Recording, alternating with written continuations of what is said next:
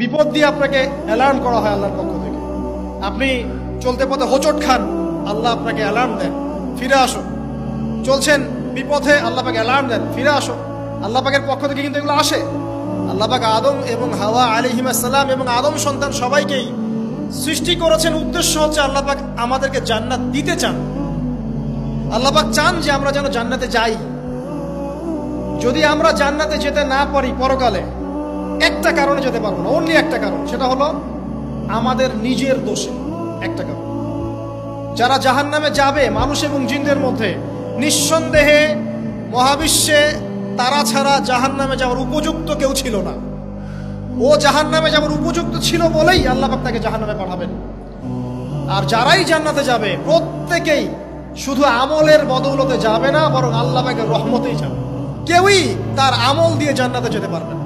নবী সাল্লাল্লাহু আলাইহি ওয়াসাল্লাম এমন ভাষ্য বলছেন, ইল্লা আনা, আমিও না, ইল্লা বিরহমাতিল্লাহ, আমিও নয়, তবে আল্লাহ পাকের দয়া আমাকে ঘিরে ধরবে। আল্লাহ পাকের রহমত যাদের উপরে বর্ষিত হবে তারাই জান্নাতে যাবে ইনশাআল্লাহ। কে আমল দিয়ে যেতে পারবে না। যত আমলই করি বলা যাবে না এই আমলের বদৌলতে জান্নাতে যেতে পারবো। আল্লাহ পাক দয়া না করলে হবে না। আল্লাহ পাক চান যে আদম সন্তান যেন জান্নাতেই যায়।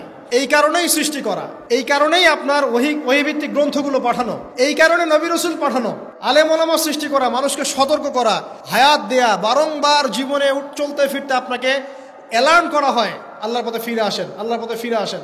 অ্যালার্ম করা হয় না? বিপদ দিয়ে আপনাকে অ্যালার্ম করা হয় আল্লাহর পক্ষ থেকে। আপনি চলতে পথে হোঁচট খান, আল্লাহ আপনাকে অ্যালার্ম দেন, ফিরে আসো। চলছেন বিপথে, আল্লাহ পাকে অ্যালার্ম দেন, ফিরে আসো। আল্লাহ পাকের পক্ষ থেকে কিন্তু এগুলো আসে।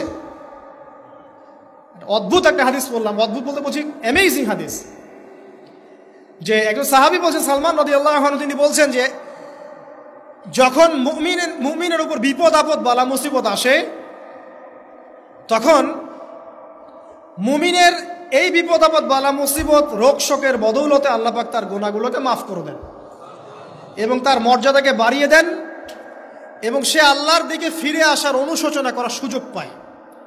আর যখন কাফের মুশরিক বা ফাসেক মানুষকে এইসব রোগ ব্যাধি বিপদ আপদ বালা মুসিবত ঘিরে ধরে, তার দৃষ্টান্ত সেই উটের ন্যায় যে উটটাকে তার মালিক বেঁধে রেখেছে, এরপর ছেড়ে দিয়েছে। সে উটটা বুঝতেও পারলো না কেন তার মালিক তাকে বেঁধে রাখলো আর কেনই বা তাকে ছেড়ে দিল। কথাটা কি বুঝতে পারছেন? যারা আল্লাহ দ্রোহী, তাদের উপর যখন বিপদ আপদ বালা মুসিবত আসতে থাকে, তারা বুঝে না যে কি জন্য আসলো আর কেন চলে গেল। কিন্তু মুমিন ব্যক্তি যারা মুসলিম, আল্লাহর অনুগত, তাদের বিষয়টা হচ্ছে এমন, বিপদ আপদ বালা মুসিবত রোগ ব্যাধি তাদেরকে আল্লাহর দিকে ফিরিয়ে নিয়ে আসবে। দেখুন, এই যে পৃথিবীতে নামিয়ে দেয়া, এরপর আল্লাহর পক্ষ থেকে ঐশী গ্রন্থগুলো পাঠানো,